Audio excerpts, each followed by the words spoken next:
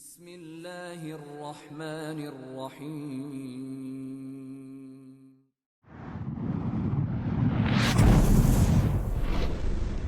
اقرأ باسم ربک الذی خلق۔ ابو رافع ان بڑے مجرموں میں تھا جو کہ اسلام سے بہت سخت نفرت کرتے تھے۔ انہوں نے مشرکوں کو مسلمانوں کے خلاف جنگ کے لیے ابھارا اور رسد بھی سپلائی کیا۔ قبیلہ خزرج ان کی یہ تمنا تھی کہ جس طرح اوس قبیلے والوں نے کعب بن اشرف کا قتل کیا ہے، یہ ابو رافع کا قتل کریں۔ ان کی بڑی تمنا تھی۔ انہوں نے حضور پاک صلی اللہ علیہ وسلم سے اجازت چاہی تو آپ صلی اللہ علیہ وسلم نے ان کو اجازت دے دی، تو یہ 5 لوگ خیبر کی طرف روانہ ہوئے کیونکہ اس کا قلعہ وہیں پہ تھا۔ شام تک یہ پہنچ گئے اور عبداللہ بن عتیق قلعے کے باہر گیٹ کے اپنے کپڑے اٹھائے اور بیٹھ گئے جیسے کہ حاجت کے لیے بیٹھے ہیں۔ وہ پہرے دار جب اس نے قلعے کا گیٹ بند کرنا تھا تو اس نے تھوڑا سا اونچی آواز میں کہا، اے اگر تو اندر آنا ہے تو آ جاؤ ورنہ میں گیٹ بند کر رہا ہوں۔ یہ فوراً اندر گھس گئے اور جب اندھیرا ہوا، رات ہوئی، تو اس نے اپنی کھنٹی پر وہ چابیاں لڑکا دیں۔ انہوں نے چپکے سے وہ چابیاں وہاں سے نکال لیں اور ابو رافع اوپر رہتا تھا، یہ سیڑھیاں چڑھے 2-4 جتنے بھی تھیں، اس منزل پہ پہنچ گئے جہاں پہ وہ تھا، اور جس دروازے سے بھی یہ اندر انٹر ہو رہے تھے اس کی جو کھڑکیاں تھیں وہ بند کر لیتے تھے، چٹکنی لگا دیتے تھے تاکہ اگر کسی کو پتہ بھی چل جائے، شور بھی مچے، جو جب تک کہ لوگ یہاں آئیں گے میں اس کا کام کر چکا ہوں گا۔ یہ ان کا ارادہ تھا۔ جب ان کے کمرے میں گئے تو پورا اندھیرا، کچھ نظر نہ آئے، اس کی بیوی، بچے اور رافع تھا، اور حضور پاک صلی اللہ علیہ وسلم نے یہ تاکید کی تھی کہ عورتوں اور بچوں کو کوئی نقصان نہ پہنچے۔ اب یہ سوچ رہے ہیں کیا کریں، تو انہوں نے آواز لگائی، رافع۔ رافع پوچھا کون ہے، تو انہوں نے آواز کی طرف حملہ کیا لیکن کام نہ بن سکا۔ اس کے بعد یہ انتظار کرنے لگ گئے، بیٹھ گئے۔ اب جانتے ہیں کہ اگر اندھیرے میں اب تھوڑی دیر بیٹھے رہو تو آپ کو کچھ محسوس ہونے لگ جاتا ہے، نظر آنے لگ جاتا ہے۔ انہوں نے پھر کیا کیا، آواز بدل کے کہا، رافع۔ رافع نے کہا، تیری ماں کا بھلا ہو، یہاں مجھے کوئی قتل کرنے آیا ہے اور تو اب آیا ہے۔ وہ یہ سمجھا کہ یہ اس کا غلام ہے۔ انہوں نے پھر آواز، اور تھوڑا سا ان کو محسوس بھی ہو رہا تھا، پھر ایسا اٹیک کیا کہ اس کو خون سے لت پت کر دیا اور تلوار کی نوک کو ان کے اندر گھسا دی اور اس پہ دباؤ ڈالا اور اس کا کام ہو گیا۔ پھر یہ بھاگے سیڑھیوں کی طرف، سیڑھیاں اتر رہے ہیں اور آخر میں جا گئے یہ سمجھے کہ شاید سیڑھیاں ختم ہو گئیں لاسٹ منزل پہ، تو دھوم سے وہ بیچارے نیچے گرے، ان کی پنڈلی میں چوٹ آ گئی اور انہوں نے پھر اپنی پگڑی اتاری اور اس پہ باندھی، تب جا کے یہ آئے۔ لیکن یہ ہے بخاری شریف کی، اور ابن اسحاق لکھتے ہیں کہ یہ 5 کے 5، یہ 5 لوگ تھے اور 5 کے 5 اندر آئے، اور جو تلوار گھسائی تھی وہ عبداللہ بن انیس نے گھسائی تھی، اور یہ سارے لوگ ان کو عبداللہ بن عتیق کو اٹھا کے لے کے آئے، اور قلعے کے باہر ایک خشک ندی تھی، اس کا پانی خشک ہوا تھا، یہ اس میں جا کے چھپ گئے۔ اندر سے لوگ آئے، انہوں نے آگ جلائی، دائیں بائیں سرچ کیا، لیکن جب کچھ پتہ نہ چلا تو اندر زخمی کے پاس چلے گئے، رافع کے پاس، اور صبح فجر کے وقت انہوں نے منادی کروا دی وہاں قلعے میں کہ تاجروں کے تاجر رافع کا کسی نے قتل کر دیا۔ یہ حضور پاک صلی اللہ علیہ وسلم کے پاس آئے اور حضور پاک صلی اللہ علیہ وسلم نے عبداللہ بن عتیق کی پنڈلی پر اپنا ہاتھ ایسے آرام سے پھیرا اور وہ ٹھیک ہو گیا۔ حضور پاک صلی اللہ علیہ وسلم نے بنو قریظہ کے حملے کے بعد سب سے پہلا جو لشکر بھیجا وہ تھا 30 لوگوں کا۔ یہ نجد میں بکرات نام کے علاقے میں دریا نام کے مقام پر بنو بکر کی ایک شاخ تھی جو ان کا نشانہ تھی، لیکن ان کے پہنچنے سے پہلے ان لوگوں کو اطلاع ہوگی اور وہ لوگ وہاں سے بھاگ گئے اور وہ ان کے بکریاں اور جانور وغیرہ لے آئے۔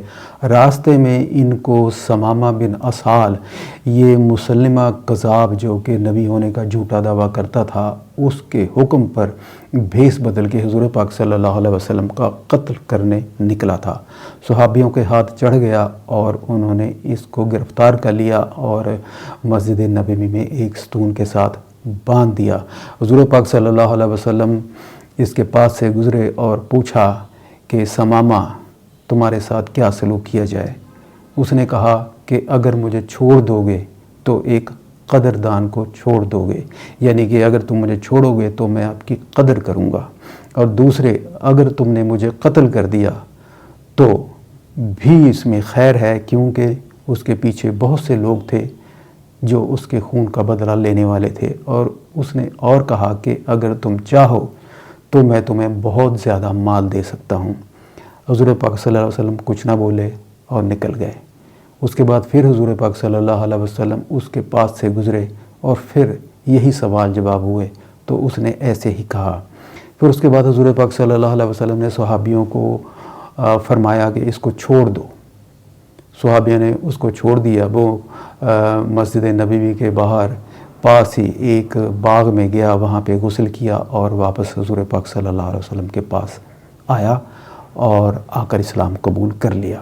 مسلمان ہونے کے بعد اس نے حضور پاک صلی اللہ علیہ وسلم سے کہا کہ پہلے مجھے آپ کا چہرہ سب سے زیادہ ناپسند تھا اور آج مجھے آپ کا چہرہ سب سے زیادہ پیارا ہے، اور مجھے آپ کا دین تمام دینوں سے زیادہ ناپسندیدہ تھا، اور آج دین اسلام مجھے تمام دینوں سے زیادہ پسند ہے۔ اور پھر اس نے آپ صلی اللہ علیہ وسلم سے کہا کہ میں عمرہ کرنے جا رہا تھا اور آپ کے صحابیوں نے مجھے گرفتار کر لیا۔ حضور پاک صلی اللہ علیہ وسلم نے فرمایا کہ خوش ہو جاؤ اور عمرہ کرنے جاؤ۔ تو وہ عمرہ کرنے گئے۔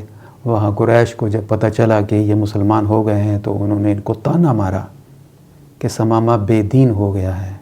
تو اس نے کہا میں بے دین نہیں ہوا، بلکہ میں حضور پاک صلی اللہ علیہ وسلم پر ایمان لایا ہوں کہ وہ اللہ کے نبی ہیں۔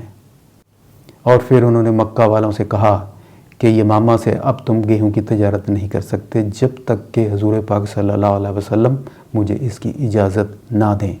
وہ یمامہ واپس گیا اور اس نے وہاں جا کے مکہ والوں کے لیے گیہوں بند کر دی۔ اب مکہ والوں کے لیے اور کوئی راستہ نہ تھا، وہ ساری کی ساری گیہوں مکہ کو وہیں سے آتی تھی۔ اب ان کے پاس ایک ہی حل تھا کہ حضور پاک صلی اللہ علیہ وسلم سے رشتہ داری کا واسطہ دیں۔ انہوں نے ایسا کیا اور حضور پاک صلی اللہ علیہ وسلم کو میسیج بھیجا کہ آپ کو ہماری رشتہ داری کا واسطہ ہے کہ اس کو ثمامہ بن اسال کو کہیں کہ ہمیں گیہوں سپلائی کرے۔ چنانچہ حضور پاک صلی اللہ علیہ وسلم کے حکم پر وہ گندم مکہ والوں کو سپلائی کر دی گئی۔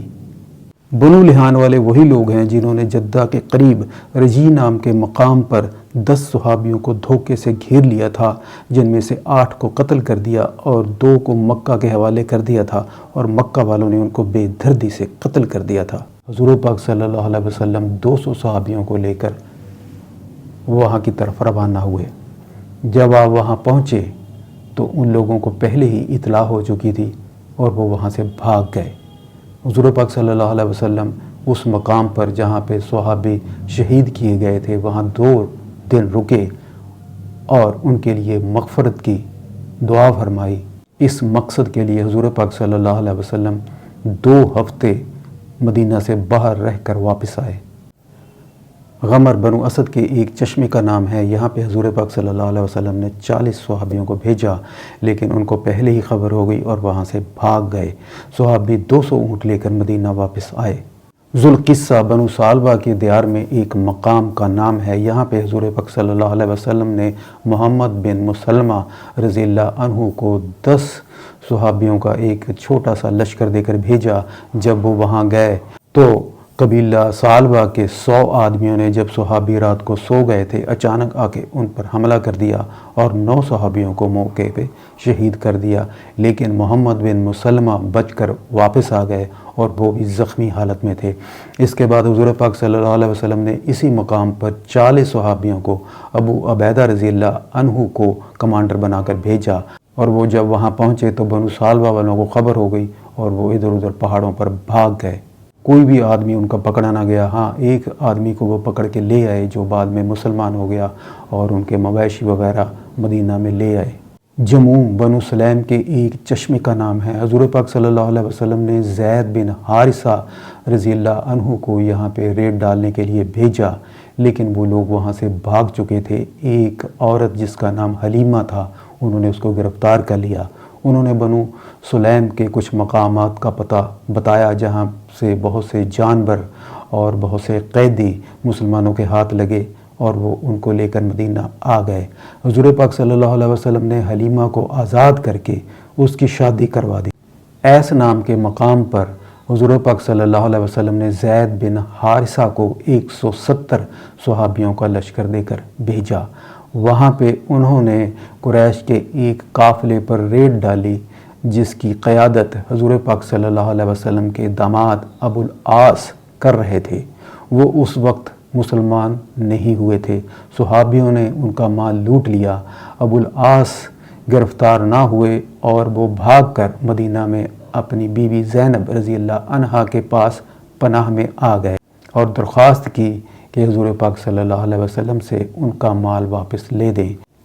تو زینب رضی اللہ عنہا نے حضور پاک صلی اللہ علیہ وسلم سے درخواست کی کہ ان کا مال واپس کر دیں۔ حضور پاک صلی اللہ علیہ وسلم نے صحابیوں کو فرما کر وہ مال واپس کر دیا۔ ابو العاص وہ سامان لے کر مکہ واپس چلے گئے۔ وہاں پہ وہ مسلمان ہو کر واپس آئے، اور حضور پاک صلی اللہ علیہ وسلم نے جو ان کا پہلے ہی نکاح ہو چکا تھا، اسی نکاح پر زینب رضی اللہ عنہا کو ان کے پاس رخصت کر دیا، کیونکہ اس وقت یہ حکم نازل نہیں ہوا تھا کہ مسلم عورتیں مشرک شوہر کے گھر نہیں رہ سکتی۔